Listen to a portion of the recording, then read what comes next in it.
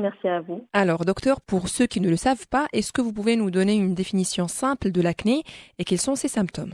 L'acné, c'est une affection bénigne de la peau qui constitue un motif très fréquent de consultation. Elle se manifeste par une peau grasse, luisante, associée à des points noirs, des points blancs, des fois des pustules ou les nodules plus grosses, c'est-à-dire des boutons un peu plus gros que les papules. Sur les régions où on trouve le plus de glandes sébacées, c'est-à-dire le visage, le cou et le thorax. Et d'accord, justement, docteur, quelle est la différence entre l'acné et des boutons infectés, on va dire? L'acné, c'est une folliculite, c'est-à-dire c'est une inflammation puis une infection du follicule pileux et de la glande sébacée. Un bouton infecté, ça peut être n'importe quelle lésion qu'on a manipulée ou qu'on a percée et c'est une surinfection secondaire. Par contre, au niveau de l'acné, c'est une inflammation puis une infection par une bactérie, Propionibacterium acnéis, donc c'est une infection primaire. D'accord, et qui sont les personnes les plus touchées par l'acné et quelles sont ces différentes causes? C'est les adolescents, puisqu'il y a la poussée hormonale à la puberté et on la voit plus chez les garçons que chez les filles, puisqu'ils ont plus d'hormones. Chez les personnes qui ont un antécédent familial parce qu'il y a une prédisposition génétique,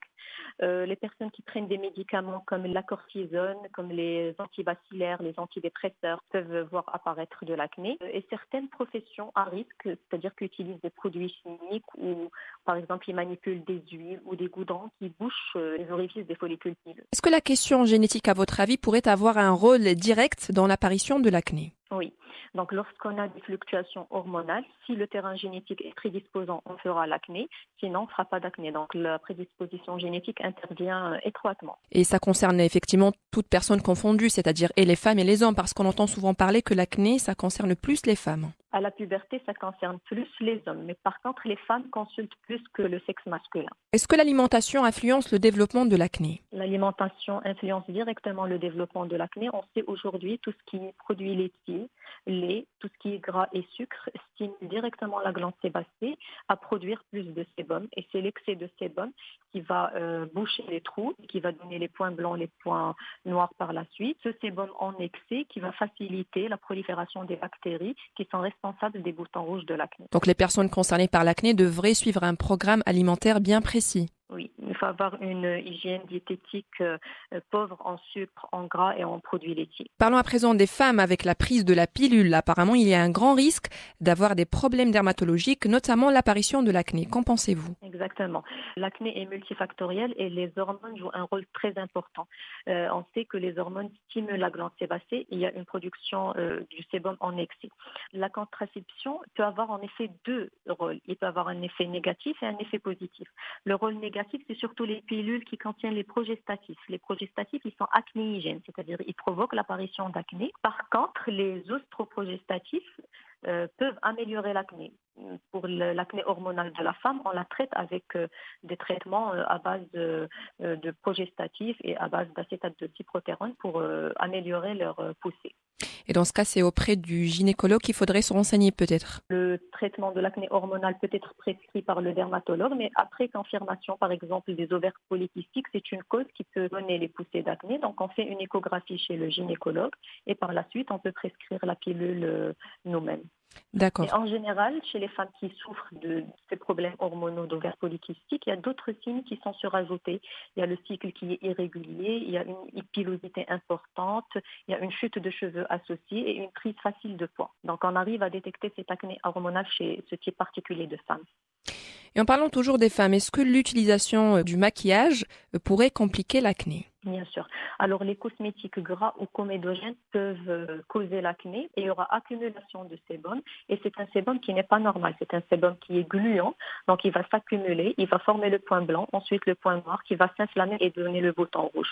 Donc, tous les cosmétiques gras et comédogènes, je citerai les huiles parce que dans notre contexte, on utilise beaucoup d'huile, même si le visage est grand. C'est le cas des fonds de teint qui sont occlusifs et qui sont épais. Des poudres aussi qui sont donc prédisposants à faire ce genre d'acné. Est-ce qu'à votre avis, la peau métisse ou noire est très concernée par l'acné? Il n'y a pas de supériorité, au contraire, la peau noire, elle est protégée du soleil. On sait très bien que le soleil aggrave également l'acné, donc ils ont cette protection supérieure par rapport aux peaux claires. Quels sont vos conseils cette fois-ci pour toutes les personnes concernées par l'acné, notamment en termes d'hygiène? Est-ce que l'hygiène vraiment joue un rôle direct dans le fait de stopper l'acné? Bien sûr, l'hygiène a un rôle très important, donc je conseille de nettoyer délicatement le visage avec un nettoyant doux, sans frotter pour ne pas irriter la peau. Donc, il faut utiliser une crème solaire qui n'est pas comedogène parce qu'on sait que le soleil aggrave l'acné. Il ne faut pas toucher, gratter, pincer ni percer les lésions car les manipulations peuvent entraîner l'apparition de cicatrices et des taches brunes aussi sur la peau. Et par exemple, pour les femmes, ils ne doivent pas utiliser des fonds de teint occlusifs, des produits cosmétiques à base d'huile qui sont épais et qui obstruent les pores. Plutôt, il faut privilégier les produits non comédogènes et à base d'eau. Et c'est très important de se démaquiller aussi le soir avant de dormir pour déboucher les pores et nettoyer régulièrement les pinceaux à cosmétiques ou à maquillage. Pour les gens qui travaillent dans des milieux pollués où il y a des huiles et des goudrons, donc ils doivent aussi avoir une hygiène rigoureuse du visage pour éviter l'apparition de l'acné. Pour les hommes, je donnerai quelques conseils pour le rasage. Donc, se raser seulement quand c'est nécessaire parce que le rasoir irrite la peau. Avant de se raser, il faut assouplir la barbe avec un nettoyant doux avant de mettre la crème à raser. Et il ne faut pas utiliser de lotions qui contiennent de l'alcool après rasage pour ne pas irriter davantage la peau. Est-ce que vous recommandez les traitements naturels pour lutter contre l'acné ou à votre avis, il faudrait vraiment consulter un dermatologue? Alors pour l'acné légère, les petits moyens peuvent faire l'affaire. Quand c'est une acné moyenne ou sévère, il faut voir le dermatologue pour prendre un traitement. Bien sûr. Et est-ce qu'une exposition modérée au soleil pourrait stopper la poussée d'acné? Une exposition au soleil améliore transitoirement l'acné, puis on observe la poussée au bout de quelques semaines. Donc c'est plutôt l'effet contraire qui se passe. Exactement, c'est-à-dire en été, on a l'impression que l'acné s'assèche, s'améliore, mais juste à l'entrée, on a la flambée qui apparaît. Il faut mettre sa crème solaire, d'une part pour ne pas aggraver la poussée, et d'autre part, les traitements anti-acnéiques, les crèmes sont souvent photosensibilisants, c'est-à-dire ils attirent le soleil, donc il ne faut pas avoir un effet d'hyperpigmentation du visage suite à l'exposition au soleil. On entend souvent parler aussi comme quoi l'acné est contagieuse, mais je crois que c'est une fausse idée. Après, est-ce que c'est vraiment le cas ou pas? C'est une fausse idée, il y a une prédisposition génétique comme on avait dit, mais il n'y a pas de contagion. Il n'y a pas de contagion directe, c'est-à-dire entre personnes. Du tout, il n'y a pas de contagion. Et une autre idée, on entend souvent parler aussi des mauvais effets du tabac, notamment sur la peau. Est-ce que vous croyez que le tabac pourrait favoriser l'apparition de l'acné? Oui, le tabac peut aggraver les poussées d'acné. On a fait un peu le tour. Est-ce que vous avez d'autres conseils peut-être utiles et pratiques à partager avec nos chers auditeurs concernant ce sujet? Il faut consulter votre dermatologue pour la traiter ou au moins l'améliorer pour éviter surtout l'apparition des cicatrices. C'est ce qui nous dérange parce qu'ils sont difficiles à traiter. Il faut être patient aussi et persévérant car le résultat n'apparaît pas dans quelques semaines. Ça peut prendre un peu de temps.